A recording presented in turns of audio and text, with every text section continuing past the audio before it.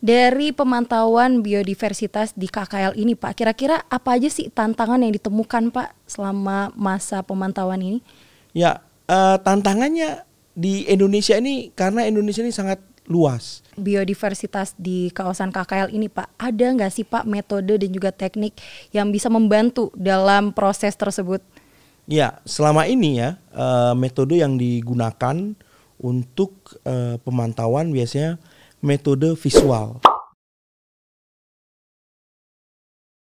Assalamualaikum warahmatullahi wabarakatuh. Halo Sobat IPB. Seperti yang kita ketahui, Indonesia merupakan negara kepulauan tropis terbesar di dunia. Oleh karena itu, Indonesia memiliki berbagai macam ekosistem, termasuk biodiversitas laut yang kaya.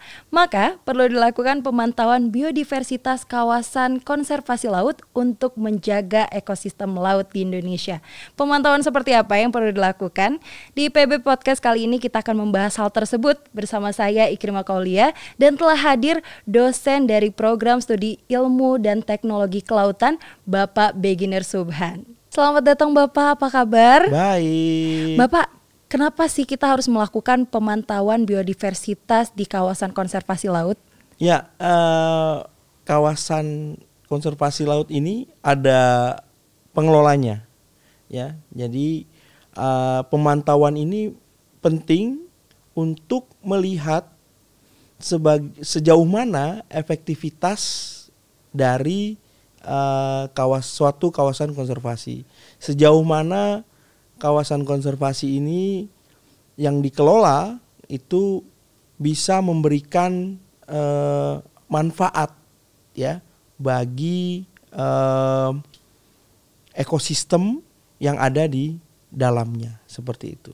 Dari pemantauan biodiversitas di KKL ini Pak, kira-kira apa aja sih tantangan yang ditemukan Pak selama masa pemantauan ini? Ya, tantangannya di Indonesia ini karena Indonesia ini sangat luas. Kita memiliki hampir 30 juta hektar kawasan konservasi laut. Nah, itu terbentang dari Sabang Merauke ya, dari Miangas ke Rote ya. Nah, yang pertama tantangannya adalah tadi daerah yang sangat luas. Yang kedua SDM-nya. Jadi untuk mengamati atau memantau kawasan konservasi nasional ini butuh orang-orang yang bisa mengenali spesies-spesies biota laut ya. Mungkin dari tahap taksonom, dan ini sangat sulit ya. Orangnya sangat sedikit. Selain itu karena sangat luas, waktunya itu sangat lama biasanya, seperti itu. Nah, untuk melakukan pemantauan di biodiversitas di kawasan KKL ini Pak, ada nggak sih Pak metode dan juga teknik yang bisa membantu dalam proses tersebut? Ya, selama ini ya metode yang digunakan untuk pemantauan biasanya metode visual. Itu kita menyelam di laut, kemudian langsung mencatat nih apa aja, ikan A, ikan B misalnya, atau ada biota-biota lain dicatat. Itu metode yang sampai saat ini pun masih digunakan. Kemudian ya 5 tahun terakhir ya, kami di Departemen ITK, IPB itu mengembangkan metode environmental DNA atau IDNA. Nah, metode ini kami rasa cukup efektif ya untuk membantu mengisi gap tadi untuk pemantauan di kawasan konservasi laut. Wah. Seperti itu. Ini IDNA ini menarik nih Pak. Saya juga baru Betul. dengar ya, apalagi ini dilakukannya untuk di kawasan KKL nih Pak. Nah, dari metodenya sendiri, tekniknya sendiri itu bisa jelaskan mungkin Pak seperti apa biar Sobat IPB juga bisa mengetahui gitu Pak. Ya, baik Sobat IPB. Jadi environmental DNA ini adalah metode yang memanfaatkan materi-materi genetik ya hewan laut yang tersisa yang ada di air. Di air itu banyak sekali sisa-sisa bahan genetik yang misalnya dari serpihan rambut, serpihan tubuh dari biota laut yang masih tersisa. Kemudian dengan menggunakan pendekatan genetik, ya, serpihan-serpihan genetik itulah kita identifikasi. Nanti dengan database yang sudah ada kita cocokkan. Nah nanti akan ditemukan, oh misalnya ini ikan A misalnya, oh ini tripang misalnya. Nah dari situ kita akan bisa melihat gambaran secara luas dari biodiversitas yang ada di lokasi tersebut. Jadi kita secara teknis kita menyaring air, ya, kemudian di air saringan itu kita ekstraksi DNA-nya.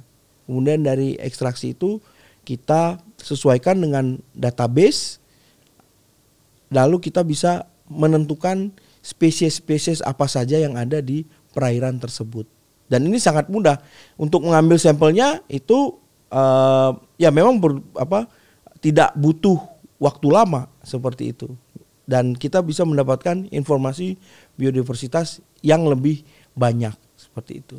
Jadi kita bisa mengetahui hanya dengan mengumpulkan gitu kayak serpihan-serpihan makhluk hidup gitu ya Pak, yang ada di KKL gitu. Betul ya. Sekali. Lalu diidentifikasi langsung muncul gitu Pak. Betul. Kalau misalnya dari IPB sendiri penggunaannya sudah di mana saja Pak? Ya baik, kami sudah melakukan kegiatan-kegiatan menggunakan eDNA ini ya di kawasan konservasi di Raja Ampat, ya, di Selat Dampir, kemudian di Misol, ya, kemudian juga di Lombok seperti itu. Nah kami bisa bahkan kami bisa mendeteksi ya biota-biota yang secara visual itu tidak terlihat gitu ya. Karena memang ketika kita melakukan metode visual itu waktunya terbatas. Orang menyelam itu bisa hanya 1 sampai 2 jam paling lama seperti itu. Ya apa saja yang terlihat itulah yang kita catat. Belum lagi biota-biota yang hidupnya memang bersembunyi misalnya. Dia aktif di malam hari misalnya. Itu juga tidak terlihat oleh penyelam seperti itu. Jadi kalau misalnya dari eDNA ini lumayan itu ya Pak, lumayan luar biasa ya, karena kita tidak perlu untuk mencari-cari, itu kan susah ya, apalagi laut Indonesia itu luas sekali. Nah mungkin bisa dibandingkan Pak, dari metode konvensional dengan metode eDNA ini tuh kelebihannya, keunggulannya itu apa aja Pak? Ya baik, dari segi SDM ya, ini memerlukan orang yang untuk ke lapangan ya itu tidak terlalu banyak orang yang kita butuhkan ya. Dan memang kalau visual itu kita banyak dan butuh orang yang terlatih ya, terlatih mengenali biota-biota laut. Biasanya yang orang bisa mengidentifikasi ikan itu dia agak susah mengidentifikasi karang misalnya atau mengidentifikasi biota-biota lain. Nah itu tidak banyak ya di Indonesia. Kemudian yang kedua waktu samplingnya itu bisa lebih cepat gitu ya. Nah itu bisa lebih cepat dengan daerah yang lebih banyak tentunya seperti itu. Yang kemudian eDNA ini punya data yang banyak, tidak hanya misalnya hanya ikan saja gitu, atau dia bisa sampai ribuan spesies dia bisa deteksi dalam satu sampel misalnya seperti itu. Nah ini kelebihan dari eDNA seperti itu. Luar biasa. Jadi lebih canggih ya Pak ya. Jadi nggak perlu waktu lama, lebih singkat ya daripada yang konvensional. Betul. Nah ini kan kurang lebih sudah 5 tahun ya Pak ya. Ya. Sudah 5 tahun, kira-kira kalau misalnya yang telah dilaksanakan di Indonesia, baru di Indonesia kan ya Pak? Ya. Kira-kira ada contohnya nggak sih Pak? Misalnya di mana gitu, menemukan apa? Boleh dijelaskan Pak? eDNA sendiri sebenarnya memang baru berkembang ya, nggak hanya di Indonesia tapi di dunia ya. Dan ya IPB sendiri sebenarnya salah satu institusi yang leading nih untuk kelautan berpenelitian tentang eDNA seperti itu. Nah aplikasi-aplikasinya ini sudah banyak ya. Jadi rata-rata ya sekarang untuk pemantauan lingkungan ya itu sudah menggunakan eDNA. Nah, jadi tidak hanya menggunakan visual tetapi juga menggunakan eDNA. Karena eDNA dan visual ini sebenarnya saling complementary ya, complementary. Sampai saat ini memang dari data kami bahwa ada yang terdeteksi di eDNA tetapi tidak terdeteksi di visual. Pun sebaliknya, ada yang terdeteksi di visual tapi tidak terdeteksi di eDNA. Jadi dia saat ini masih saling complementary. Nah, dengan semakin banyaknya orang yang melakukan penelitian dan membuat database ya terkait dengan genetik dari masing-masing biota, nanti gapnya ini akan semakin sempit seperti itu. Nah, lama-lama dia akan ya komplementarinya semakin kecil iya. seperti itu. Jadi ya untuk sekarang mungkin menemukan di DNA tapi ternyata secara visual kita belum menemukan. Iya, tapi nantinya mungkin kalau misalnya semakin banyak SDM yang melakukan penelitian, mencari, mungkin nantinya kita bisa menemukan biodiversitasnya untuk nantinya dikembangkan lagi. Begitu ya Pak ya. Kira-kira untuk Indonesia sendiri adanya eDNA ini memberikan dampak apa sih Pak?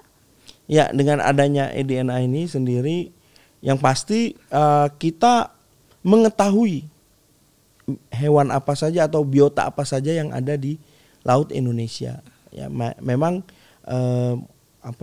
tantangan tersendiri bahwa Indonesia ini sangat luas, biodiversitasnya tinggi gitu ya. Nah, ini kita juga bisa mengetahui biota-biota yang ada di Indonesia. Itu yang pertama. Yang kedua, dengan eDNA ini berdasarkan penelitian kami, ini juga bisa mendeteksi seperti introduced spesies, spesies yang bukan dari Indonesia tapi dia ditemukan seperti itu ya.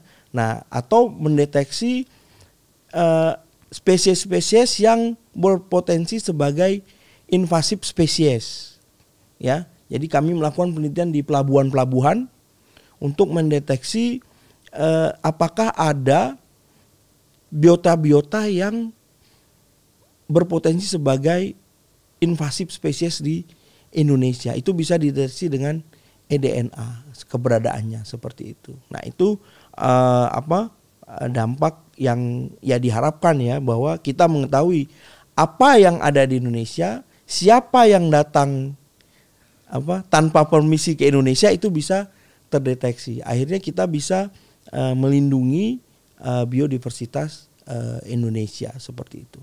Luar biasa. Memang ini niatnya untuk menjaga ekosistem kelautan supaya menjadi lebih baik lagi. Betul. Tentunya sekarang sudah baik, cuman dengan adanya bantuan dari eDNA ini menjadi lebih baik lagi. Mungkin ada pesan-pesan untuk closing statement di podcast kita kali ini Pak mengenai eDNA.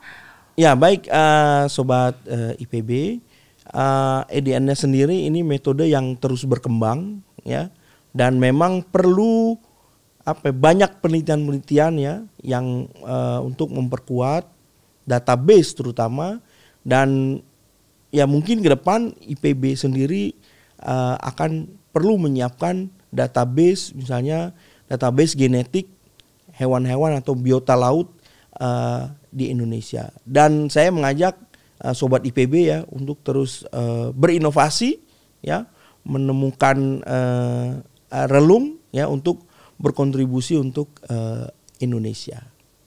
Terima kasih.